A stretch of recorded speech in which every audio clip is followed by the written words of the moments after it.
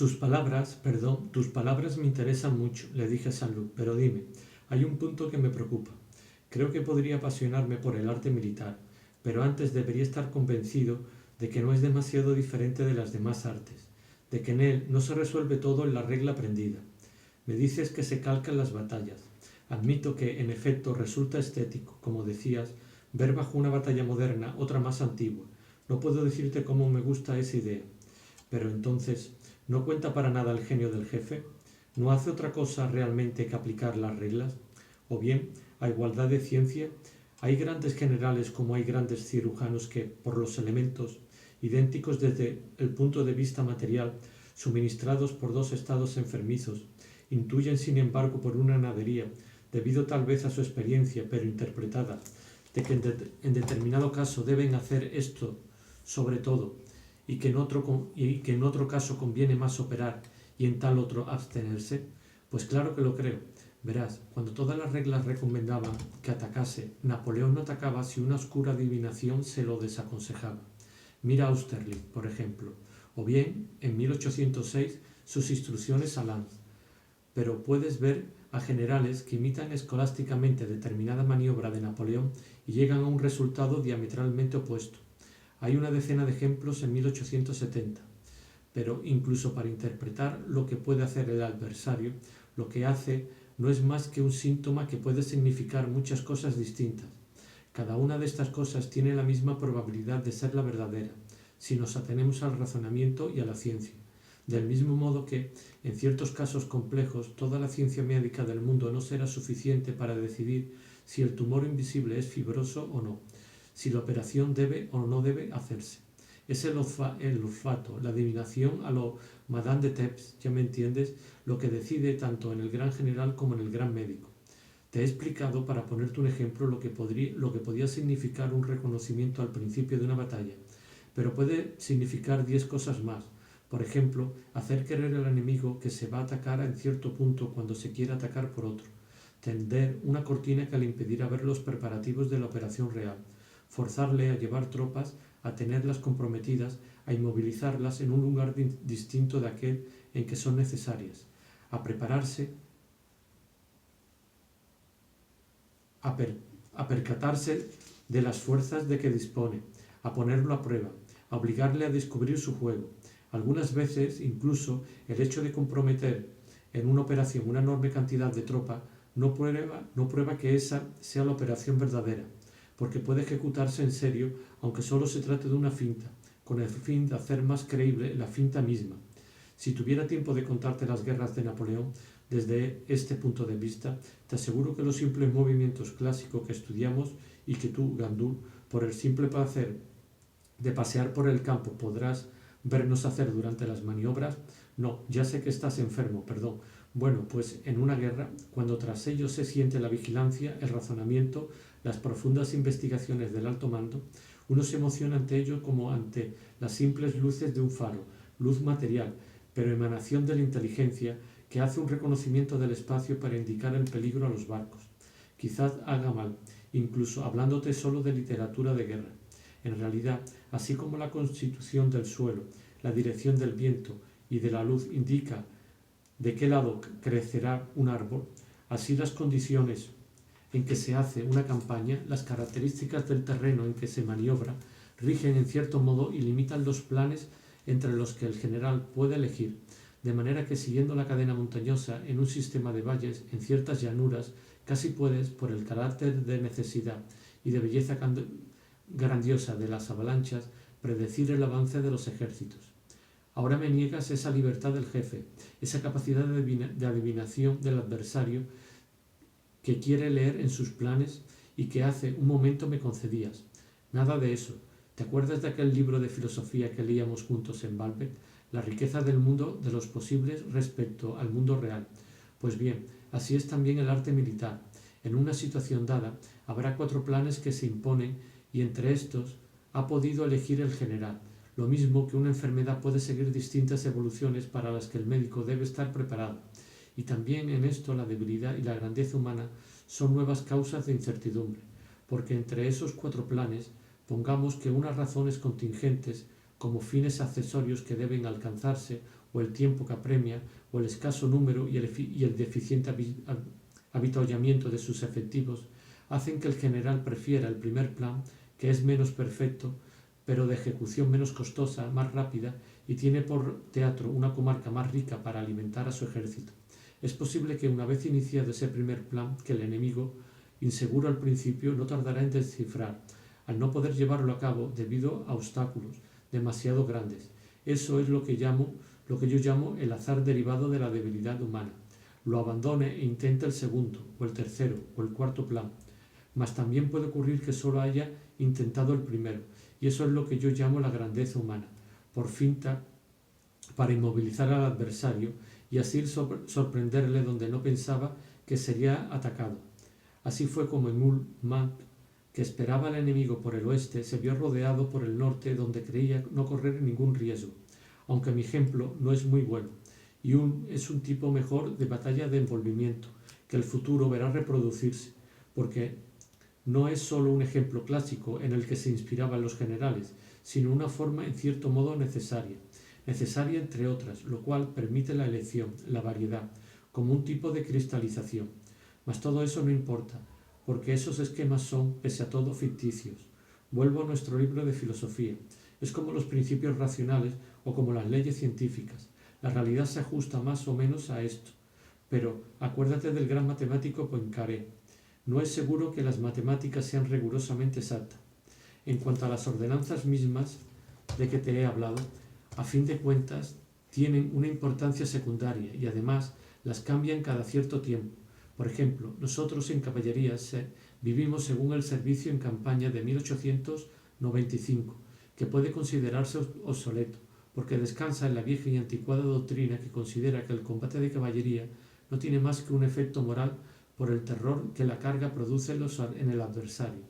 Sin embargo, nuestros maestros más inteligentes, los mejores elementos de la caballería y sobre todo el comandante del que te hablaba, consideran en cambio que ayudará a decidir una auténtica refriega en la que se combatirá con el sable y la lanza, y de la que saldrá vencedor el más tenaz no solo moralmente, y gracias a esa impresión de terror, sino materialmente. Saint-Loup tiene razón, y es probable que el próximo servicio en campaña deje huellas de esta evolución, dijo mi vecino. No me desagrada tu opinión, dado que al parecer tus opiniones causan más impresión que las mías sobre mi amigo, dijo riendo Saint-Loup. Bien porque esa naciente simpatía entre su amigo y yo le molestase un poco, bien porque le pareciese gentil consagrarla mediante un reconocimiento oficial. Por otra parte, quizá he disminuido la importancia de las ordenanzas. Cierto es que cambian, pero mientras tanto rigen la situación militar, los planes de campaña y de concentración. Se refleja una falsa concepción estratégica. Si reflejan una falsa concepción estratégica, pueden ser el principio inicial de la derrota. Todo esto puede resultar demasiado técnico para ti, me dijo. En el fondo puedes estar seguro de que lo que más acelera la evolución del arte de la guerra son las guerras mismas.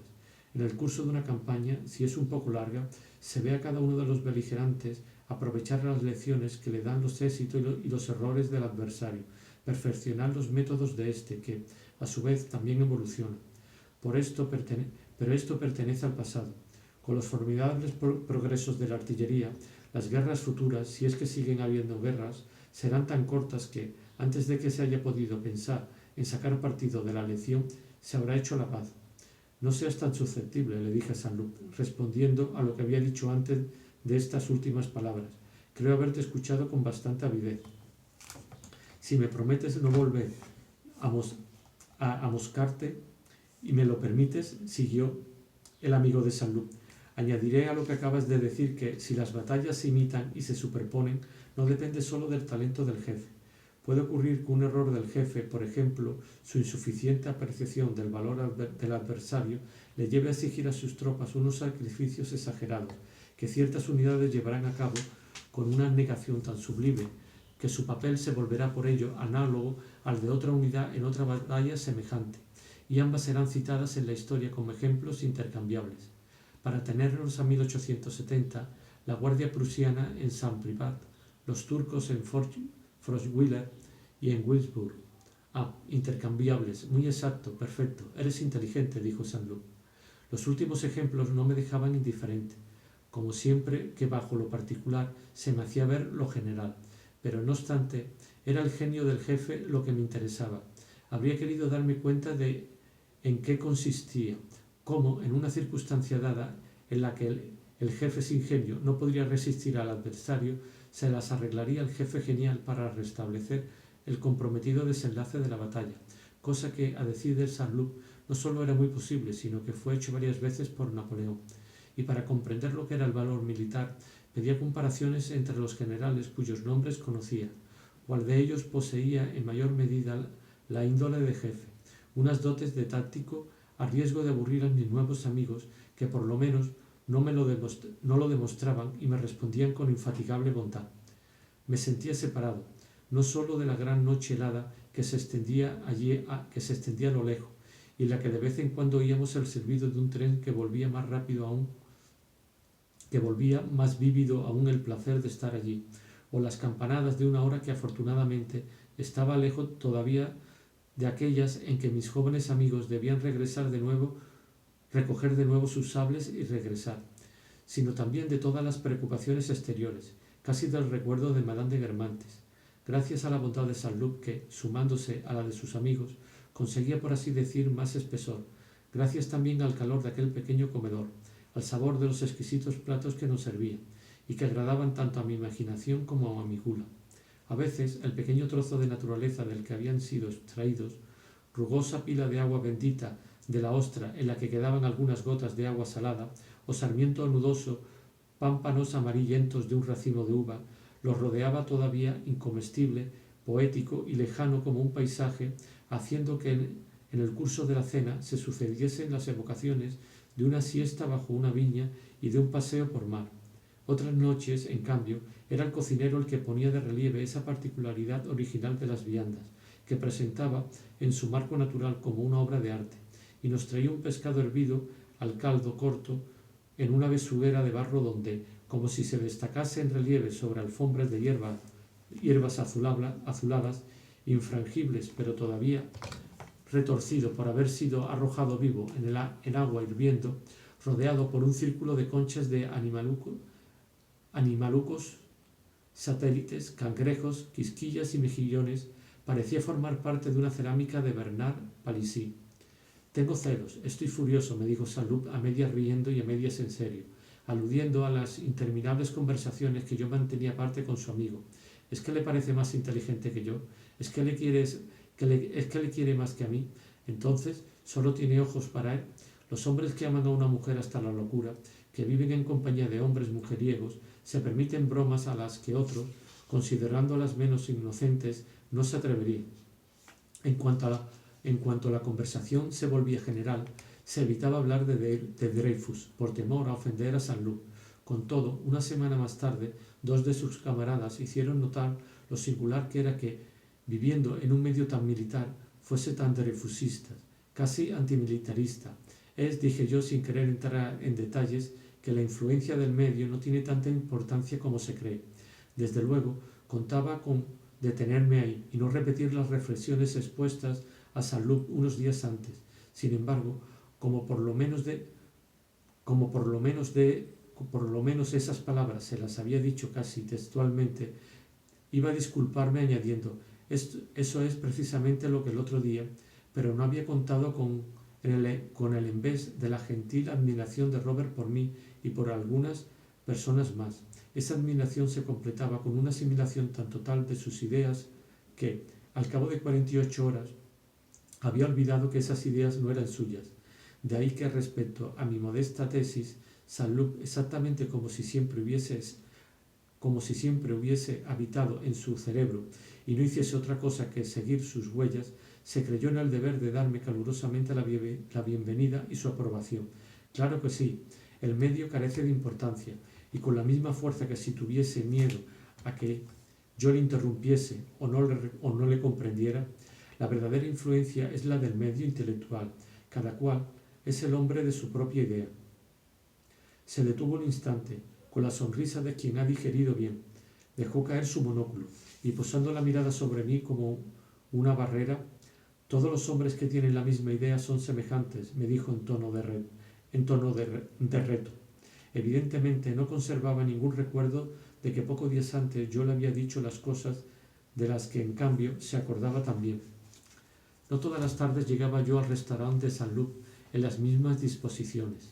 Si un recuerdo, una pena que nos aflige, son capaces de desaparecer hasta el punto de que ya no las percibimos, también vuelven, y a veces no nos abandonan durante mucho tiempo.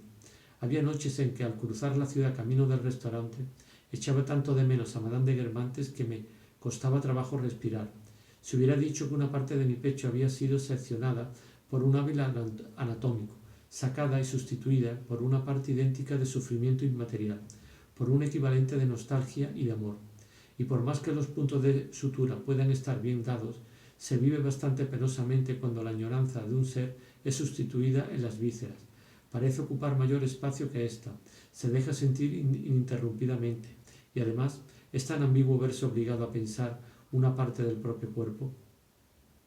La única ventaja es que uno parece valer más.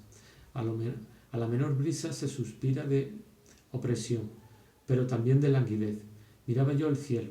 Si estaba claro, pensaba, quizás ella está en el campo, mira las mismas estrellas, y quién sabe si al llegar al restaurante no me dirá Robert: una buena noticia, acaba de escribirme mi tía, quisiera verte, va a venir aquí. No era solo en el firmamento donde yo ponía el pensamiento de Madame de Guermantes. Un soplo de aire algo más dulce que pasaba parecía traerme un mensaje suyo, como tiempo atrás en los trigos de Meseglis uno de Gilbert. No se cambia nunca. En el sentimiento que remitimos a una persona incluimos muchos elementos adormecidos que esa persona despierta, pero que le son ajenos. Y además de esos sentimientos particulares, siempre hay algo en nosotros que se esfuerza por guiarlos a una verdad superior, es decir, por hacer que se incorporen a un sentimiento más general, común a toda la humanidad, con el que los individuos y las penas que nos causan solo son para nosotros una ocasión de comunicar.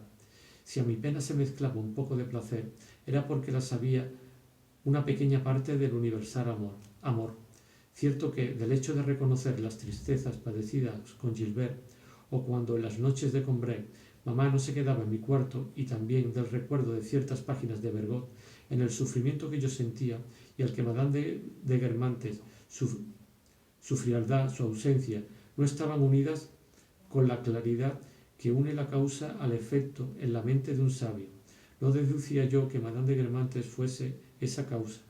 No hay cierto dolor físico difuso que se extiende por irradiación a regiones externas a la parte enferma, pero que abandona para disiparse del todo si un facultativo toca el punto preciso de donde viene.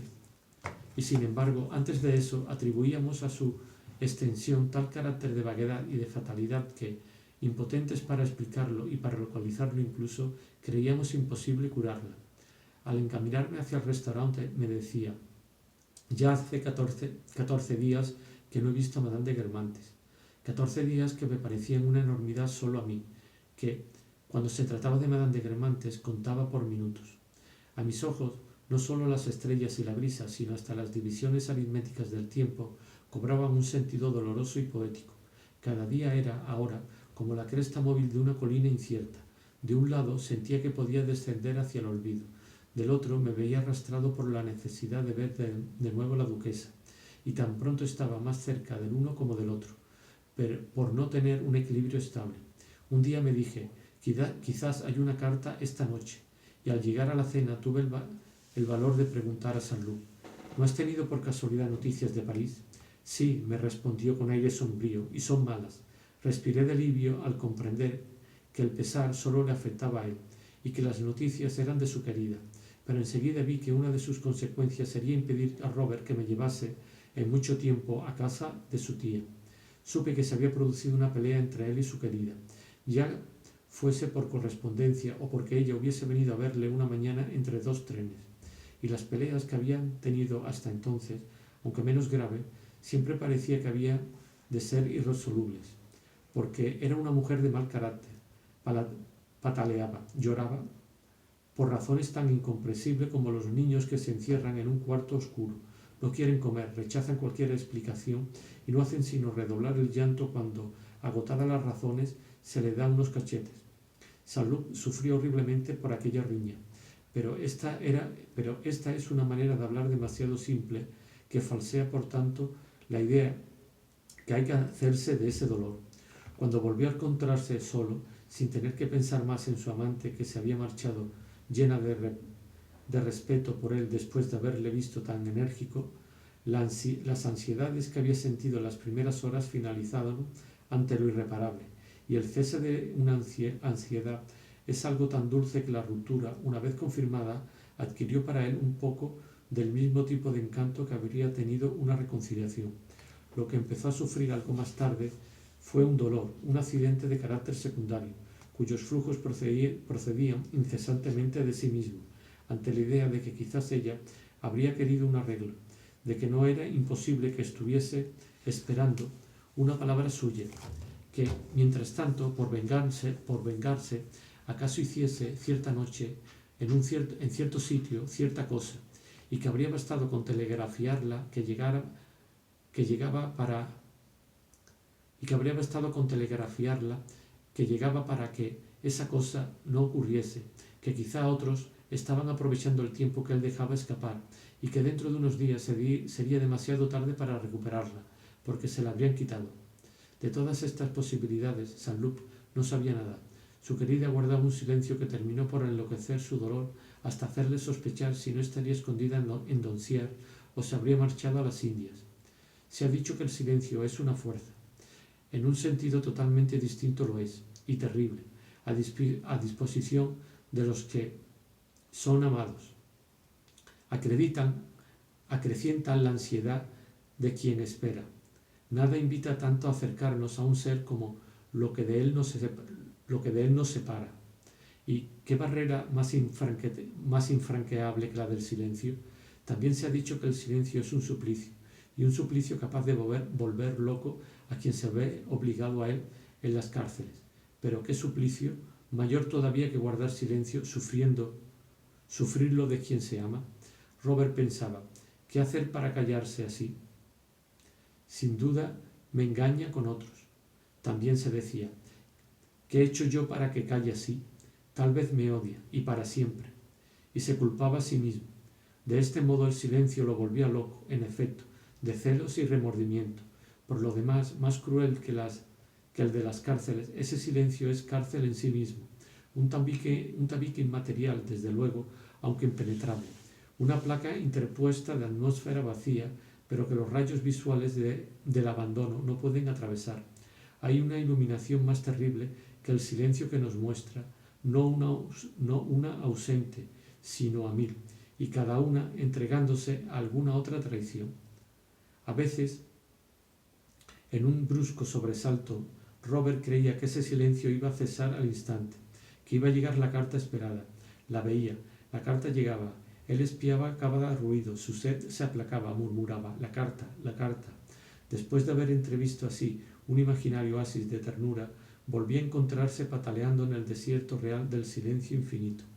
Sufría de antemano, sin olvidar uno, todos los dolores de una ruptura que en otros momentos creía poder evitar, como esa gente que arregla todos sus asuntos con visas a una expatriación que no se llevará a cabo y cuyo pensamiento, al no saber dónde habrá de situarse mañana, se agita momentáneamente, despegado de ellos mismos, como ese corazón que arrancan a un enfermo y que sigue latiendo, separado del resto del cuerpo. En cualquier caso, esa esperanza de que su amante volvería le daba coraje para perseverar en la ruptura, como la convicción de que se habrá de salir vivo del combate ayuda a afrontar la muerte. Y como la costumbre es, de todas las plantas humanas, la que menos necesidad tiene de suelo nutricio para vivir, y es la primera en brotar sobre la roca aparentemente más desolada, quizás Saint-Loup, empezando a practicar la ruptura como una finta, había acabado por acostumbrarse sinceramente a ella, mas la incertidumbre lo mantenía en un estado que, ligado al recuerdo de aquella mujer, se parecía al amor. Se obligaba, sin embargo, a no escribirla, pensando acaso que era un tormento menos cruel vivir sin su querida que con ella en ciertas condiciones, o que, dada la forma en que se habían dejado, era indispensable esperar sus excusas para que ella conservase lo que él creía que sentía por él, si no amor, al menos estima y respeto. se contentaba con ir al teléfono que acababan de instalar en Donsier y con pedir noticias o con dar instrucciones a una doncella que había colocado al lado de su amiga. Además, esas comunicaciones resultaban bastante complicadas y le llevaban más tiempo porque, siguiendo el parecer de sus amigos literarios sobre la fealdad de la capital, pero sobre todo por consideración a sus animales, sus perros, su mono, sus canarios y su loro, cuyos incesantes gritos se habían vuelto intolerables para su casero de París, la querida de Robert acababa de alquilar una pequeña propiedad en los alrededores de Versalles, mientras él no pegaba ojo por la noche en Donsiers. Una vez en mi cuarto, vencido por la fatiga, se adormeció un rato, pero de repente se puso a hablar. Quería correr, impedir algo. Decía: «Lo entiendo, usted no, usted no». Se despertó. Me dijo que acababa de soñar que estaba en el campo, en casa del sargento mayor de caballería. Este había tratado de mantenerlo alejado de cierta parte de la casa. Saint-Loup había adivinado que el sargento mayor hospedaba un teniente muy rico y muy vicioso, de quien sabía que codiciaba mucho a su amiga, y de pronto, en su sueño, había oído con toda claridad los gritos intermitentes y regulares que su amante solía lanzar en los momentos de voluptuosidad.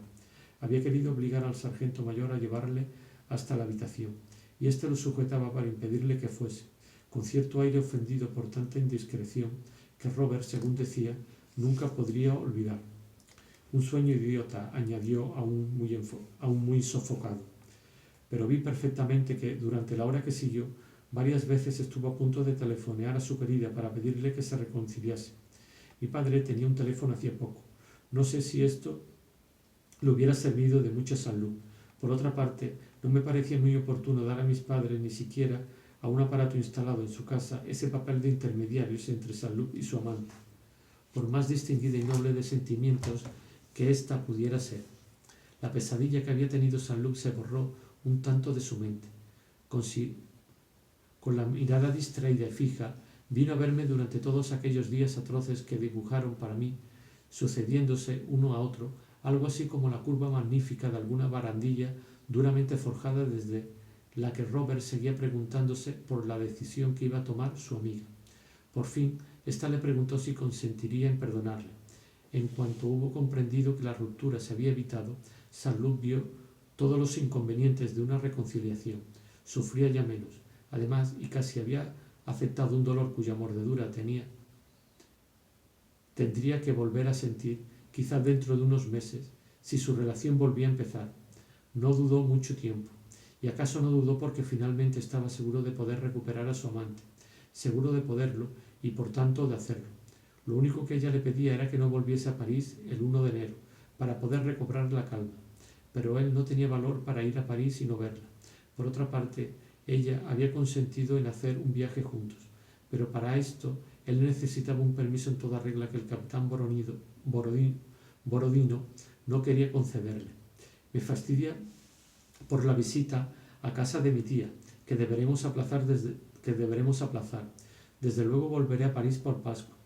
En ese momento no podremos ir a casa de Madame de Guermantes, porque ya estaré en Balbec, pero, de veras, no tiene ninguna importancia.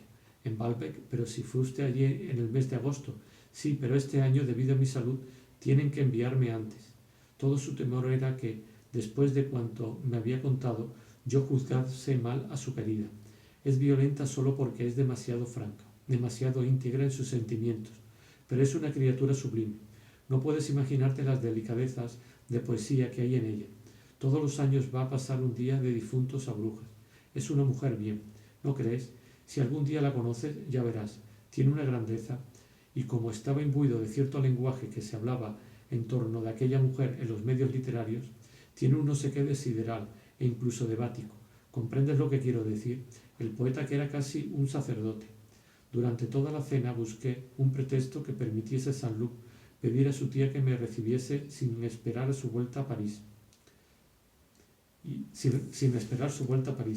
ese pretexto me lo proporcionó mi deseo de ver de nuevo algunos cuadros de Elstir, el gran pintor que Saint-Loup y yo habíamos conocido en Balbec.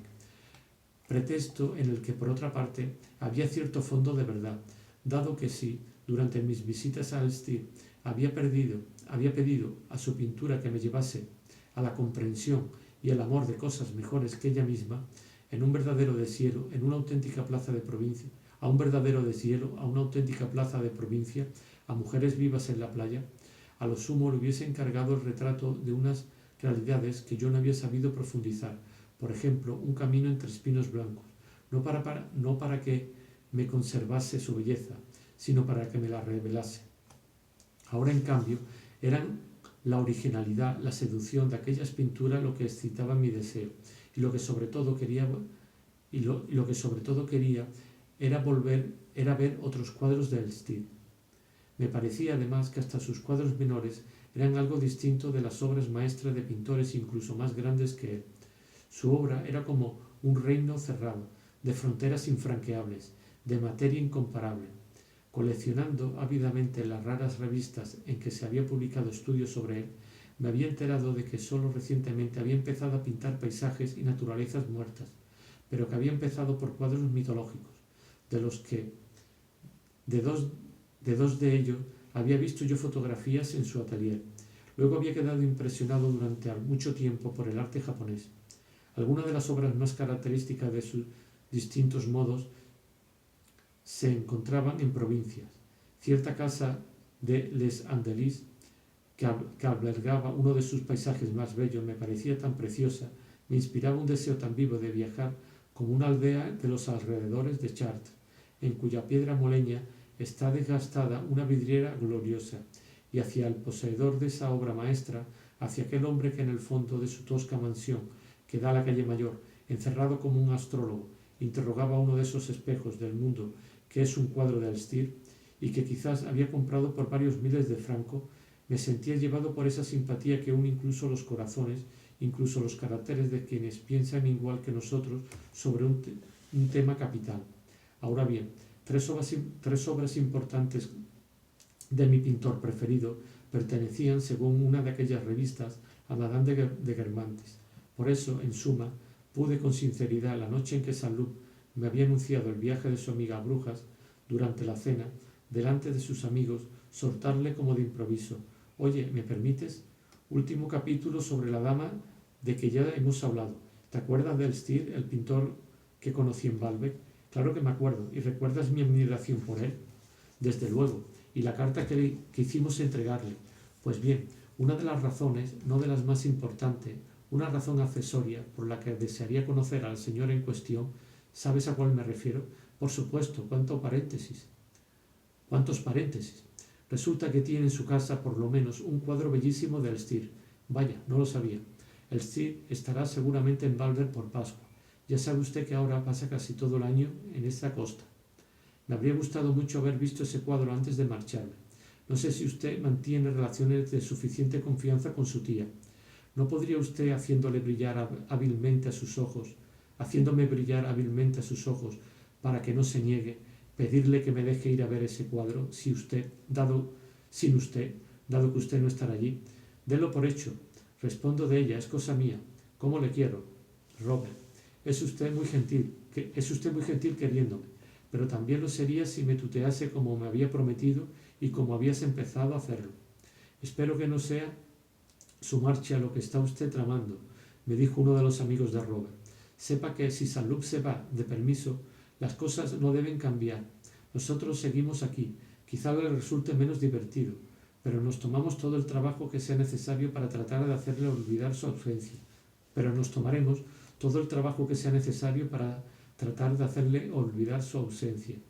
En efecto, cuando estábamos convencidos de que la amiga de Robert iría sola a Brujas, supimos que el capitán de Borodino, hasta ese instante de parecer contrario, acababa de hacer que le concediesen al suboficial Saint-Loup un largo permiso para Brujas. Había pasado lo siguiente. El príncipe, orgullosísimo de su opulenta cabellera, era cliente asiduo del mejor peluquero de la ciudad y ayudante en el pasado del antiguo peluquero de Napoleón III. El capitán de Borodino mantenía muy buenas relaciones con el peluquero porque, a pesar de sus modales majestuosos, era sencillo con los humildes.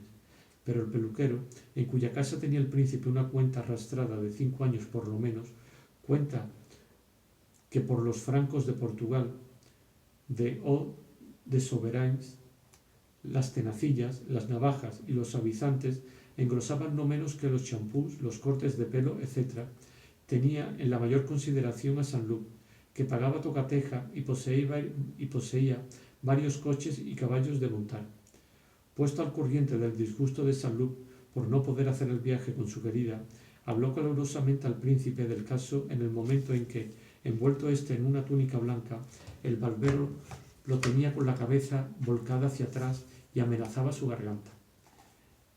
El relato de aquellas aventuras galantes de un joven arrancó al capitán príncipe una sonrisa de indulgencia bonapartista. Es poco probable que pensase en la cuenta impagada, pero la recomendación del peluquero le inclinaba hacia el buen humor tanto como la de un duque hacia el malo. Aunque tenía llena de jabón la barbilla cuando ya estaba aún tenía llena de jabón la barbilla cuando ya estaba prometido el permiso, que se firmó esa misma noche. En cuanto al peluquero, que tenía la costumbre de vanagloriarse sin cesar, y para poder hacerlo se atribuía, con una capacidad para la mentira extraordinaria, prestigios totalmente inventados, para una vez que prestó un servicio señalado a Saint-Loup, no solo no hizo repicar su mérito, sino que, como si la vanidad tuviese necesidad de mentir y, a falta de esa posibilidad, cede el puesto a la modestia, nunca dijo una palabra sobre ello a Robert. Todos los amigos de Robert me dijeron que, mientras yo permaneciese en Doncières, en cualquier época que volviese, si Robert no estaba, sus coches, sus caballos, sus casas, sus horas de libertad estarían a mi disposición, y yo sentía que aquellos jóvenes ponían su lujo, su juventud y su vigor al servicio de mi debilidad de todo corazón. Además, continuaron los amigos de Robert Saint-Loup después de haber insistido para que me quedase. ¿Por qué no ha de volver usted todos los años? Ya ve que nuestro pequeño tren de vida le gusta, y hasta se interesa usted por todo lo que ocurre en el regimiento como un veterano. De hecho, seguía pidiéndoles ávidamente que clasificaran a los distintos oficiales cuyos nombres conocía, de acuerdo a la mayor o menor admiración que a su parecer merecía.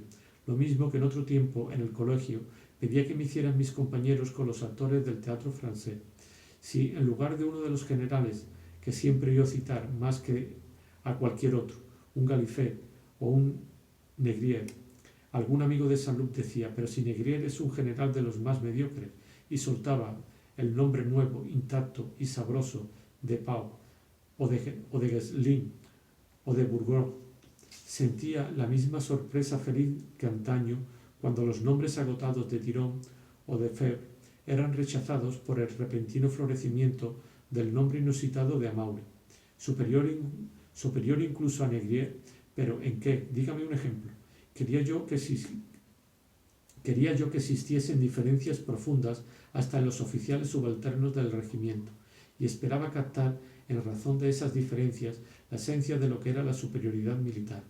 Uno de aquellos de los que más me hubiese interesado oír hablar, porque le había visto más a menudo, era el príncipe de Borodino. Pero ni Saint-Loup ni sus amigos, a pesar de hacer justicia al guapo oficial que aseguraba a su escuadrón un prestigio incomparable, apreciaban al hombre, aunque evidentemente no hablaban de él en el mismo tono que reservaban para ciertos oficiales procedentes de la clase de tropa y masones que no se trataban con los otros y conservaban, comparados con ellos, un trato feroz de suboficiales.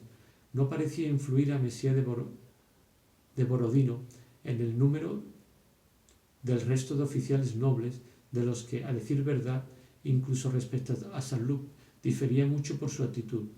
Estos, aprovechando